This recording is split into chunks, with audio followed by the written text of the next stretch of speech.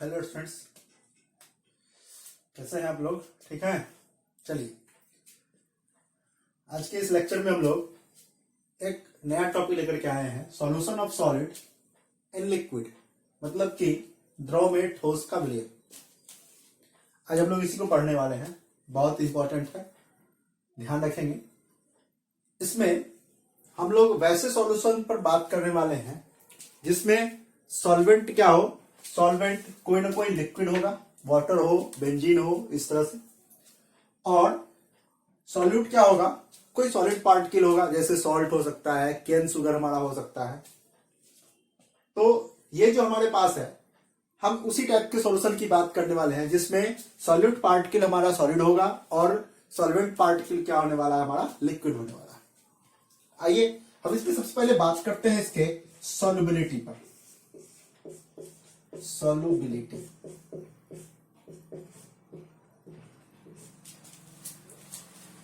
Suppose कीजिए, मान लीजिए हम एक काम करते हैं कि मेरे पास, हम एक कंटेनर में क्या किया, हमने वाटर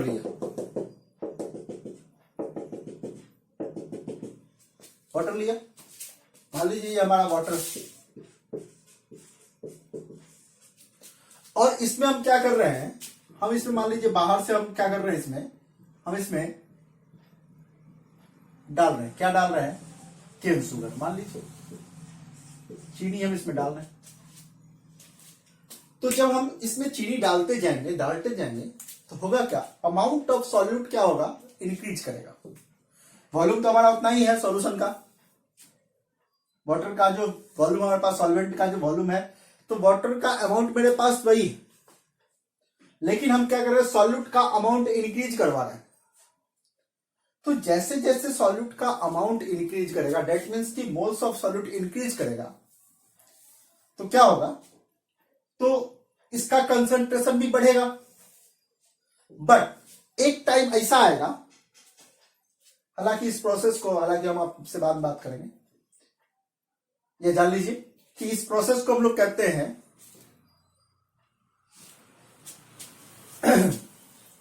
कि इस प्रोसेस के कारण होगा क्या,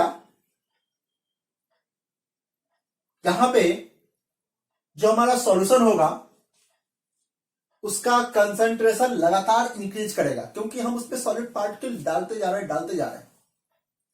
तो अमाउंट ऑफ सॉल्यूट बढ़ने से क्या होगा, इसका कंसंट्रेशन इस सॉल्यूशन का बढ़ेगा। बट एक ऐसा फेज भी आएगा जिस फेज पर जाकर के अब उसमें और ज्यादा सॉलिड पार्टिकल, यानी कि हम चीनी को, केन शुगर को डिजोल्व नहीं करवा सकते। तो हम आज वही बात करने वाले हैं कि सॉल्युबिलिटी क्या है, कौन कौन से ऐसे फैक्टर हैं जो इस सॉल्युबिलिटी को इफेक्टेड करते हैं, प्रभाव डालते हैं इस पर। और फिर हम लोग बात करेंगे कि सॉल्युबिलिटी के बेसिस पर भी, हम यहीं पर डिस्कस करेंगे थोड़ी देर में ही, कि सॉल्युबिलिटी के बेसिस पर ही ये जो हमारे पास सॉलिड का लिक्विड में जो सॉल्यूशन है वो 3 टाइप्स का होगा। बेसिकली 2 टाइप्स का पढ़ते हैं हम लोग, लेकिन 3 टाइप्स का होता है। एक होता है सेचुरेटेड, दूसरा होता है अनसेचुरेटेड, और तीसरा क्या होता है, हाइपर सेचुरेटेड या सुपर सेचुरेटेड हम उसे कहते हैं। तो हम यहां पर पहले तो ये बात कर ले कि सॉल्युबिलिटी के बारे में बात कर ले। सॉल्युबिलिटी की बात करते हैं तो हम अभी आपको क्या बताए, हमने आपको बताया अभी कि सर जैसे जैसे आप इसमें क्या करोगे, कंटिन्यूअसली आप इसमें क्या कर रहे हो, केन शुगर यानी कि सॉलिड पार्टिकल डालते जा रहे हो। सॉलिड पार्टिकल रेगुलरली डालने से होगा क्या, कि यह इसमें डिजोल्व होगा, और डिजोल्व होकर के क्या होगा, इससे इसका कंसंट्रेशन बढ़ते चला जाएगा। इस पार्टिकल को, यानी कि सॉलिड पार्टिकल को इस लिक्विड में डिजोल्व कराने का जो प्रोसेस है, उस प्रोसेस को हम लोग कहते हैं डिसोल्यूशन। तो यहां पे रेगुलरली डिसोल्यूशन होगा, बट एक समय ऐसा आएगा कि डिसोल्यूशन अपने आप बंद हो जाएगा, क्योंकि अब इस सॉल्यूशन में और ज्यादा जो होगा वो केन शुगर डिजोल्व कराने का कैपेसिटी नहीं रह पाएगा। जैसे मान लीजिए हम बात करते हैं, अपने घर में हम शरबत बनाते हैं अगर, तो क्या करते हैं, एक गिलास पानी लिए मान लीजिए, और उसमें 1 चम्मच चीनी डाले, घुल गया, डिजोल्व हो गया उसमें। दूसरा चम्मच डाले, फिर से डिजोल्व हो गया मान लीजिए बाय द वे। लेकिन जब हम तीसरा चम्मच डालते हैं चीनी, तो तीसरे चम्मच में होता क्या है कि कुछ चीनी का पार्टिकल डिजोल्व होता है, बट कुछ पार्टिकल क्या होता है, वो शेष रह जाता है, उसमें बैलेंस रह जाता है, वो घुलता नहीं, डिजोल्व नहीं हो पाता है। तो इसका मतलब है कि अब हम क्या करते हैं कि वो जो सॉल्यूशन मेरे पास तैयार हुआ उसको हम क्या करते हैं, छन्ना पत्र से छान करके अलग कर लिए, और अलग करके अब जो वो मेरे पास प्योर सॉल्यूशन जो क्रिएट हुआ है, जो डेवलप हुआ है, उस प्योर सॉल्यूशन में अब हम चीनी का 2-4 दाना भी डालेंगे तो वो उसमें डिजोल्व नहीं होने वाला। तो ऐसे सॉल्यूशन को ही हम लोग क्या करते हैं, ऐसे सॉल्यूशन को ही हम लोग सैचुरेटेड सॉल्यूशन कहते हैं। क्या कहते हैं, सैचुरेटेड सॉल्यूशन। जबकि अगर हम क्या करते हैं उसमें थोड़ा सा, अगर हम मान लीजिए कि फिर से वही काम करें, 1 गिलास चीनी ले, 1 गिलास पानी ले और उसमें ½ चम्मच चीनी डाल दे, तो क्या होगा, उस सॉल्यूशन में और ज्यादा सॉल्यूट जो है वो डिजोल्व कराने की कैपेसिटी होगी। तो वैसे कंडीशन में हम क्या करते हैं, हम उस सॉल्यूशन को ही क्या कहते हैं, अनसैचुरेटेड सॉल्यूशन कहते हैं। फिलहाल हम बात करने वाले हैं सैचुरेटेड सॉल्यूशन पर। तो आप क्या करते हो, आप जो मैक्सिमम अमाउंट डिजोल्व कराए किस किस काम के लिए, इस सॉल्यूशन को सैचुरेटेड बनाने के लिए, उसी मैक्सिमम अमाउंट को ही हम क्या कहते हैं, उसका सॉल्युबिलिटी कहते हैं। सॉल्यूशन क्या कहते हैं, सॉल्युबिलिटी कहते हैं। डेफिनेशन बताते हैं थोड़ी देर में, साइंटिफिक डेफिनेशन जो डिसिप्लिन तरीके से होगा वो बताते हैं थोड़ी देर में। फिलहाल आप समझने के लिए ध्यान में रख लीजिए, माइंड में रख लीजिए यह बात कि किसी सॉल्यूशन को सैचुरेटेड करने के लिए सॉल्यूट का जितना मैक्सिमम अमाउंट इसमें डिजोल्व कराया जाता है, उसी मैक्सिमम अमाउंट को हम लोग क्या कहते हैं, उसी मैक्सिमम अमाउंट को हम लोग क्या कहते हैं, सॉल्युबिलिटी कहते हैं। तो आप यहां पे सॉल्युबिलिटी को डिफाइन कर सकते हो इस तरह से कि sir the maximum amount of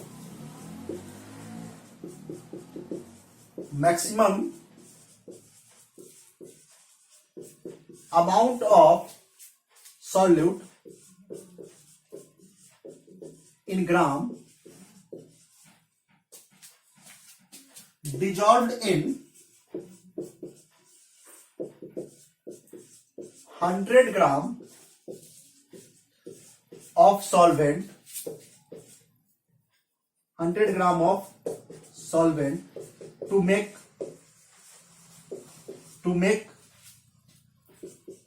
the saturated solution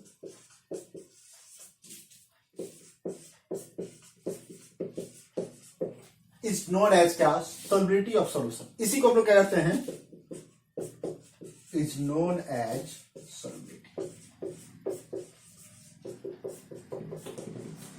तो आप इसे ध्यान रखेंगे, ये जो डेफिनेशन है कि किसी विलायक के 100 ग्राम भार में विलय पदार्थ का जितना अधिकतम भार हम मिलाते हैं किसमें, ग्राम में, किस काम के लिए, तो उस विलयन को सैचुरेटेड करने के लिए, संतृप्त करने के लिए।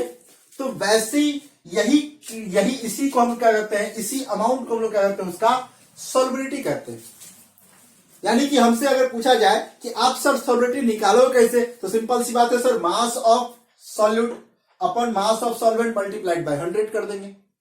तो ये मेरे पास फॉर्मूला होगा कि अगर हमको सॉल्युबिलिटी अगर कैलकुलेट करना हो, सॉल्युबिलिटी को अगर कैलकुलेट करना हो, सॉल्युबिलिटी इक्वल टू क्या हो जाएगा, सॉल्युबिलिटी इक्वल टू यहां पर देखना, सॉल्युबिलिटी इक्वल टू हो जाएगा सर अमाउंट ऑफ सॉल्यूट या mass of solute in gram, mass of solute in gram, ठीक से लिख देता हूं,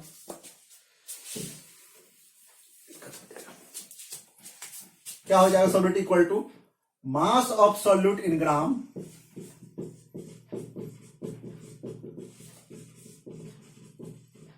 divided by mass of solvent, यह भी ग्राम में होगा, इनटू कितना 100। तो यही मेरे पास सॉल्युबिलिटी निकालने का फॉर्मूला होगा। इसी फॉर्मूला से हम क्या कर सकते हैं, सॉल्युबिलिटी को कैलकुलेट कर सकते हैं। Amount of solute in gram divided bye amount of solute solvent in gram multiplied by कितना 100। मतलब कि पर 100 gram of solvent, 100 gram of solvent में हम जितना ग्राम सॉल्यूट का डिजोल्व करेंगे, किस काम के लिए, ध्यान रखना काम क्या देखना है, ध्यान कि उस सॉल्यूशन को सैचुरेटेड करने के लिए, तो हम उसी को क्या कहते हैं, उसका सॉल्युबिलिटी कहते हैं। दिस इज वेरी इंपॉर्टेंट, आप इसे बहुत अच्छे से ध्यान रखना कि विलेयता होगी क्या। तो आप विलेयता को डिफाइन कर सकते हो सर कि विलायक के प्रति 100 ग्राम भार में विलय पदार्थ की, या कह सकते हो किसी विलयन को संतृप्त बनाने के लिए, ऐसे करना आराम से, अच्छा से डेफिनेशन, किसी विलयन को संतृप्त बनाने के लिए विलायक के प्रति 100 ग्राम भार में विलय पदार्थ की जितनी अधिकतम मात्रा मिलाई जाती है उसे, उस विलयन का क्या कहते हैं हम लोग, सॉल्युबिलिटी यानी कि विलेयता कहते हैं। तो आप ये ध्यान रखना, आप इस सॉल्यूशन का सॉल्युबिलिटी ऐसे कैलकुलेट कर पाओगे। अभी हमने आपको क्या बताया कि सॉल्युबिलिटी के बेसिस पर ही हम क्या करते हैं, सॉल्यूशन को बेसिकली 2 टाइप्स में या 3 टाइप्स में डिवाइड कर देते हैं।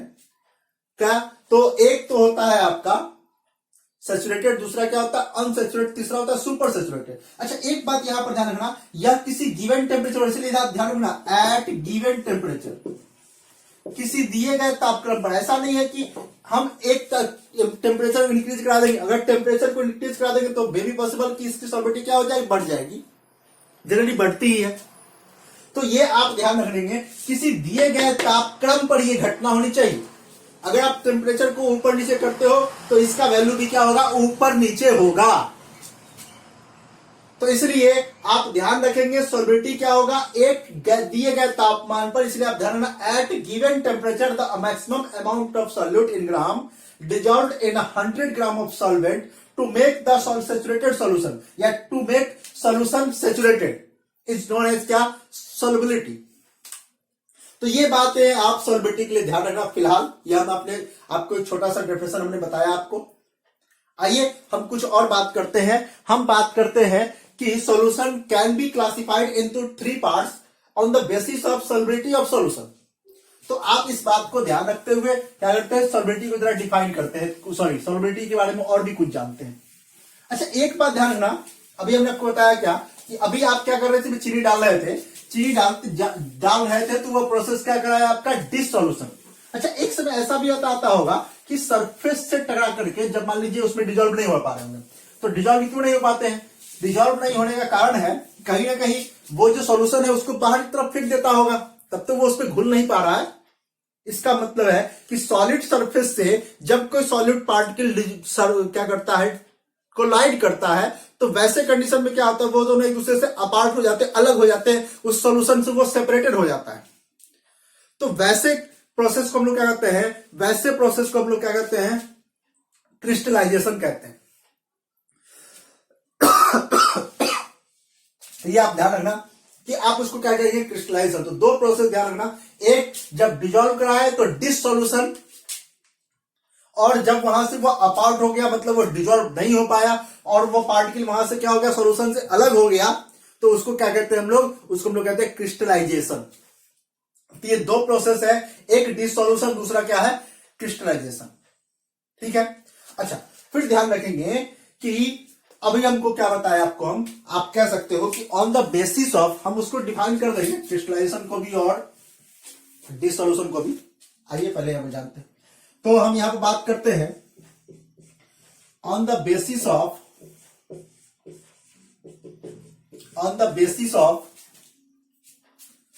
सॉल्युबिलिटी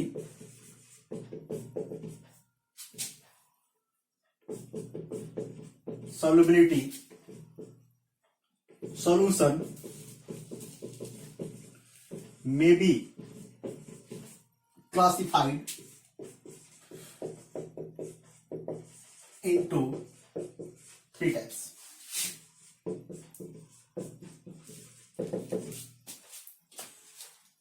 इसका डेफिनेशन वगैरह आपके लिए इंपॉर्टेंट नहीं है, क्योंकि आपसे पूछता नहीं है जनरली। आप बच्चे क्लास के अब नहीं रहे, 12th क्लास के, आप 12th स्टैंडर्ड के बच्चे हो, तो ये डेफिनेशन आपसे पूछा नहीं जाता है कि सर सैचुरेटेड सॉल्यूशन क्या होगा, अनसैचुरेटेड सॉल्यूशन क्या होगा, हाइपर सैचुरेटेड सॉल्यूशन क्या होगा। हमको इसके कॉन्सेप्ट को सिर्फ समझना है। तो आप याद देखना ध्यान से, ये 3 टाइप का होगा।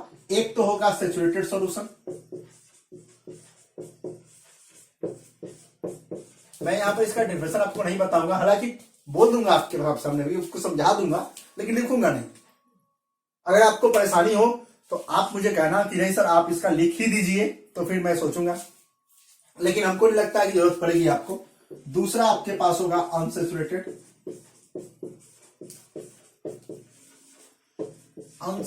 सॉल्यूशन, और तीसरा क्या होगा, तीसरा होगा सुपर सैचुरेटेड।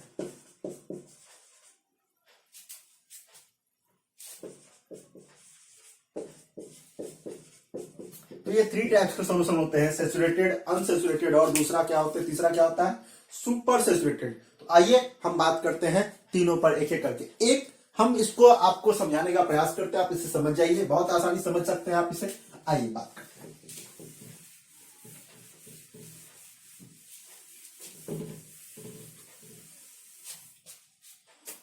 आइए अब मैं क्या करता हूं, यहां पर एक काम करता हूं छोटा सा, आप जरा गौर से देखना। एक कंटेनर ये लिया, एक ये दूसरा कंटेनर लिया, और एक ये तीसरा कंटेनर लिया। हम बात करते हैं, यहां पर हम क्या कर रहे हैं, टेम्परेचर को, यहां पर मान लीजिए वॉल्यूम ऑफ जो सॉल्यूशन है, या मान लीजिए हम ऐसे करते, ऐसे समझ लीजिए आप, इसमें वाटर रख देते हैं, सब में क्या करते हैं, वाटर रख दिए। लीजिए हम एक आसान सा एग्जांपल ले सकते हैं, यहां पर हम क्या कर दिए, वाटर रख दिए।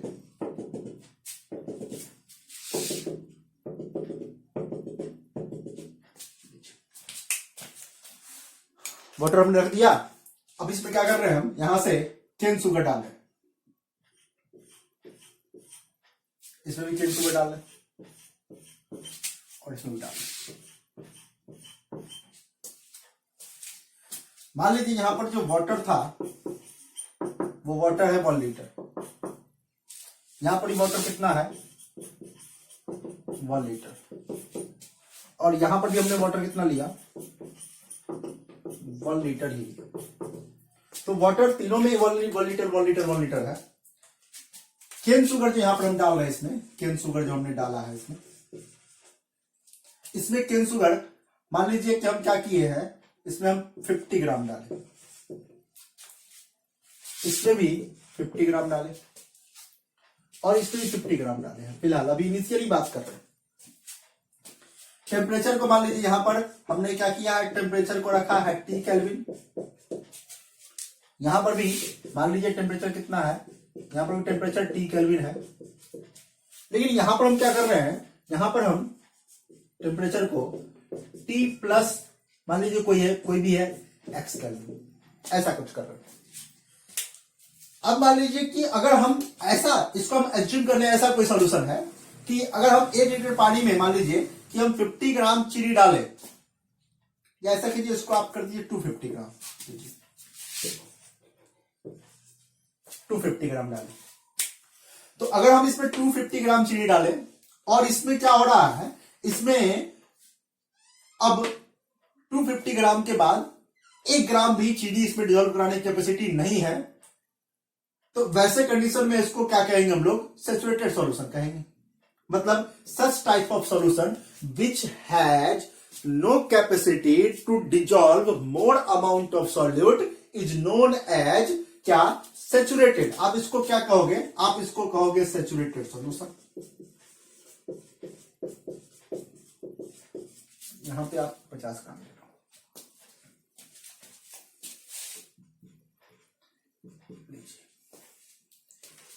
तो 1 लीटर पानी में T केल्विन पर कितना कैपेसिटी था, 250 ग्राम चीनी घुलाने का।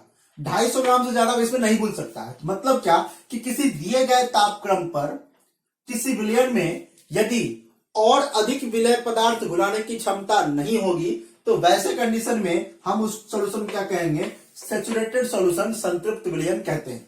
मतलब अब और ज्यादा 250 ग्राम के बाद अब इसमें 2 ग्राम चीनी भी इसमें एक्स्ट्रा नहीं डिजोल्व करा सकते, 1 ग्राम भी चीनी आप इसमें एक्स्ट्रा डिजोल्व नहीं करा सकते इसी टेम्परेचर पर। हाँ, टेम्परेचर बढ़ाएंगे घटाएंगे तो वो देखेंगे हम थोड़ी देर बाद। लेकिन किसी दिए गए तापक्रम पर यदि किसी विलय पदार्थ, किसी विलयन में और अधिक विलय पदार्थ घुलाने की क्षमता नहीं होगी, तो वैसे कंडीशन में हम उसे क्या कहेंगे, सैचुरेटेड सॉल्यूशन कहेंगे।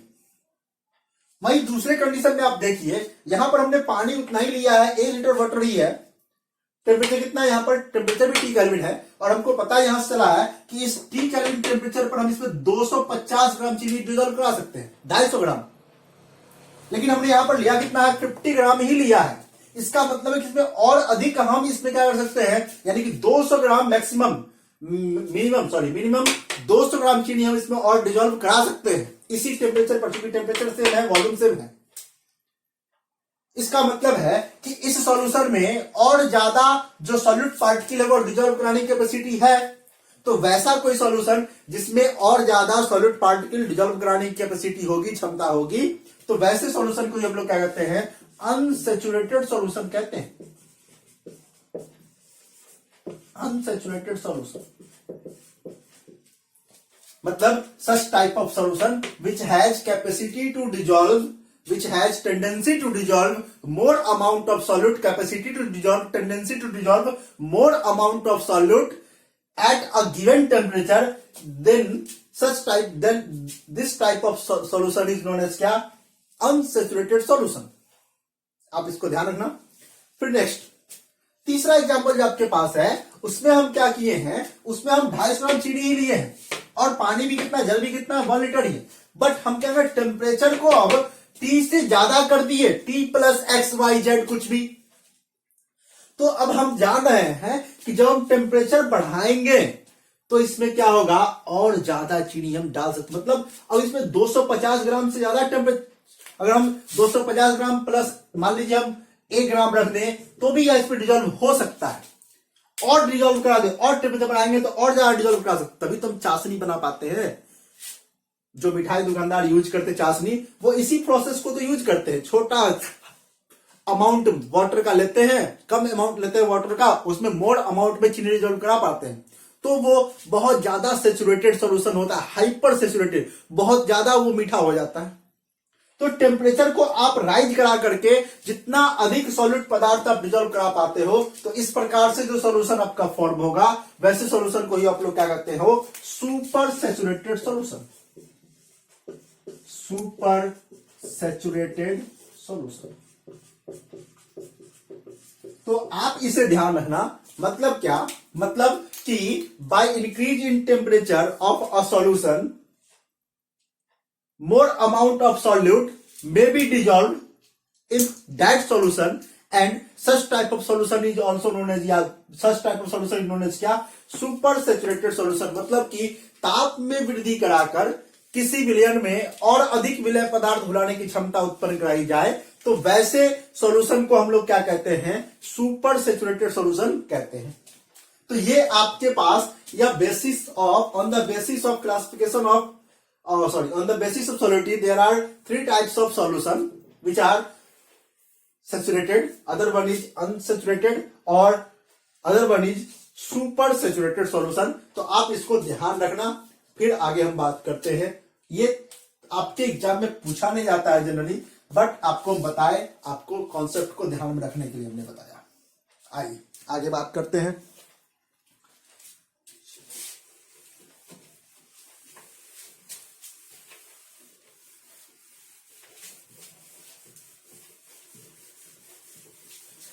अभी हमने आपको 2 प्रोसेस के बारे में बताया था, एक डिश सॉल्यूशन और दूसरा क्या, दूसरा हमने आपको बताया था क्रिस्टलाइजेशन। तो हम जरा उस पर डिस्कस कर ले, उस पर जरा फोकस कर लेते हैं, फिर हम आगे बात करेंगे। एक प्रोसेस आपके पास क्या था, डिश सॉल्यूशन। डिश सॉल्यूशन क्या बताया हमने, हमने बताया कि आप क्या करते हो, आप जब अमाउंट सॉल्यूट को डिजोल्व कराते हो तो कंटिन्यू आप क्या कर रहे हो, डिजोल्व करा रहे हो। तो कंटिन्यू डिजोल्विंग का जो वो प्रोसेस होता है उसी को हम लोग क्या कहते हैं, डिश सॉल्यूशन कहते हैं। तो कहते हैं कंटिन्यू या रेगुलर, रेगुलर लिख लो,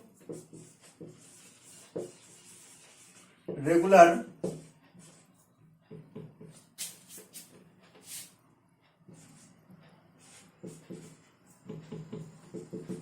dissolving process of solute in a solvent is known as dissolution। तो आप क्या करते हो, लगातार जब आप क्या करते हो सॉल्वेंट में सॉलिड पार्टिकल को डिजोल्व कराते हो तो उसी प्रोसेस को हम लोग क्या कहते हैं, डिसोल्यूशन कहते हैं। ठीक है। दूसरा आपके पास है क्रिस्टलाइजेशन।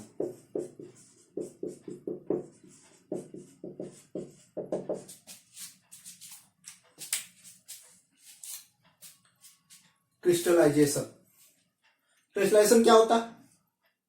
तो आपको अभी हमने बताया कि रेगुलर डिजॉल्विंग प्रोसेस, फिर हमने आपको बताया कि आप क्या देख रहे थे कि 3 चम्मच चीनी जब डाले थे हम एक गिलास पानी में, हम क्या किए थे, एक गिलास पानी में 1 चम्मच डाले, फिर दूसरा चम्मच डाले, फिर तीसरा डाले तो क्या हुआ कि उसमें कुछ पार्टिकल जो है वो शेष रह गया, बचा नहीं रह गया। इसका मतलब है कि वह घुलने का प्रयास करता होगा, डिजोल्व होने का प्रयास करता होगा, बट क्या करता होगा, सोल्यूशन उसको सेपरेट कर देता होगा। तो यह जो सेपरेशन का प्रोसेस है सॉलिड पार्टिकल का, उसी को हम लोग क्या कहते हैं, क्रिस्टलाइजेशन। तो आप कह सकते हो कि the separation process of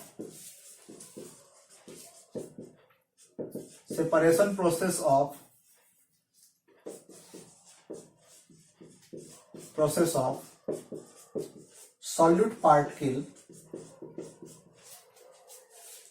from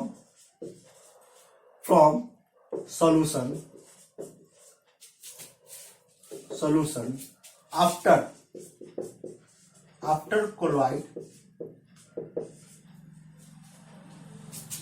colliding with solid surface is known as crystallization।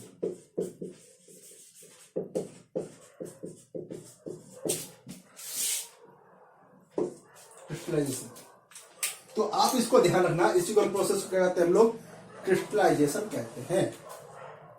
तो डिजॉल्व हो रहा था, डिसोल्यूशन, अलग हो रहा था, पृथक हो रहा था, तो क्रिस्टलाइजेशन, रवा करना। तो आप इस दोनों प्रोसेस के डेफिनेशन को ध्यान रखना, क्योंकि कभी कभी ये डेफिनेशन पूछे जा सकते हैं।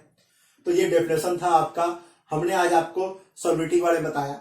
अब हमारे लिए जो इंपॉर्टेंट बात है वो ये है कि हमको ये जानना है कि सॉल्युबिलिटी को कौन कौन से फैक्टर इफेक्ट करते हैं। तो फैक्टर्स कौन कौन से इफेक्ट कर सकते हैं, हम उस पर बात करते हैं, फैक्टर्स इफेक्टिंग सॉल्युबिलिटी। तो उसमें कई सारे फैक्टर्स हैं, जिसमें सबसे पहला फैक्टर हमारा क्या होगा, nature of solute and solvent. जो हमारा सॉल्यूट होता है, जो सॉल्वेंट होता है, उसके नेचर पर ये बहुत डिपेंड करता है। सबसे पहले तो उसी बात करेंगे। दूसरा हो सकता है हमारे पास टेम्परेचर हो, फिर प्रेशर की बात करेंगे, और भी सरफेस एरिया वगैरह की बात करेंगे। लेकिन जो मेजर जो है वो 2 है। वो कौन कौन सा है, एक तो nature of solute and solvent, और दूसरा क्या होगा, दूसरा हमारे पास होने वाला है टेम्परेचर। तो नेक्स्ट लेक्चर में हम इसी को डिस्कस करने वाले हैं कि कौन कौन से ऐसे फैक्टर हैं जो इस सॉल्युबिलिटी को इफेक्ट करते हैं, प्रभाव डालते हैं अपना, जिसके कारण सॉल्युबिलिटी चेंज होता है, कैसे चेंज होता है। ठीक है। उसमें हम लोग बहुत सारी चीजें सीखेंगे भी। केमिकल बॉन्डिंग का यहाँ पर हम लोग यूज भी करेंगे, आपको डायग्रामेटिकली हम समझाने का प्रयास भी करेंगे। हाँ, लेकिन आप सभी स्टूडेंट के लिए यहाँ पर एक क्वेश्चन मैं छोड़ के जा रहा हूं, वो ये कि आपको इलेक्ट्रोस्टैटिक फोर्स ऑफ अट्रैक्शन जो होता है आयंस के बीच में, उसके बारे में आपको जान के रखना है। चलिए मैं आपको कुछ होमवर्क दे रहा हूं, उस होमवर्क को आप केवल ध्यान रखना है आपको, और हो सकता है तो आप अगर हो सके तो मुझे कमेंट भी कर दीजिए कि सर यहाँ पे प्रॉब्लम हो रही है, मुझे समझ में नहीं रही, या मैंने इसके बारे में पढ़ा ही नहीं हूँ, तो मैं उसको मैं जरा सा डिस्कस भी करूंगा वहां पे। तो हम यहाँ पर 1-2 टॉपिक ऐसा लिख रहे हैं जिसको आपको क्या करना है, कंप्लीट कर रखना है। ये आपका टैक्स हो गया। चलिए क्या क्या आपको माइंड में रख के लाना है, तो हम यहां पर बात करने वाले हैं इलेक्ट्रोस्टैटिक फोर्स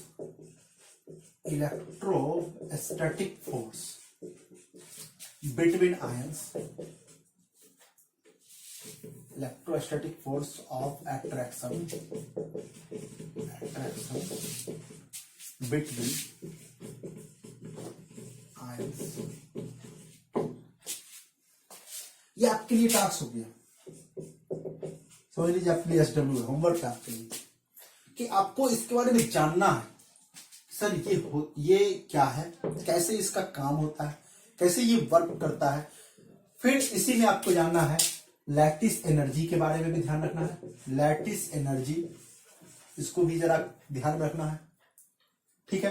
तो ये दो ऐसे टॉपिक हैं जो मैं चाहूंगा कि हम जब नेक्स्ट लेक्चर पढ़ा रहे हो उससे पहले आपको ये दोनों कॉन्सेप्ट आपको समझ में आ जाने चाहिए। फिर भी अगर किसी स्टूडेंट को दिक्कत हो रही हो तो आप मुझे व्हाट्सएप कर दीजिए, मैं इसके बारे में पूरा का पूरा वीडियो उनके व्हाट्सएप पे भेज दूंगा, मैसेज कर दूंगा आपको, आप उसे देख करके समझने का प्रयास करेंगे। फिर भी अगर समझ में नहीं आए तो मुझे कमेंट कीजिए और मैं इसे नेक्स्ट लेक्चर में समझाने का प्रयास करूंगा। बहुत इंपॉर्टेंट है, बहुत सारी जगहों पर आप इस दोनों कॉन्सेप्ट को यूज करते हो। केमिकल बॉन्डिंग चैप्टर अगर आप अच्छे से पढ़े हो क्लास 11 चैप्टर नंबर 4, तो वहां पे आपको अच्छी तरह से ये बातें समझाई गई होगी। Electrostatic force of attraction between ions कैसे वर्क करता है, ये क्या कौन कौन सी चीजें हैं जो इसको इफेक्ट कर सकती है, और फिर लैटिस एनर्जी की भी आप बात करके रखोगे। तो आपके लिए ये होमवर्क हुआ, इसको आप ध्यान रखना। फिर हम लोग नेक्स्ट लेक्चर में आपसे मिलते हैं, ठीक है? तब तक के लिए बाय।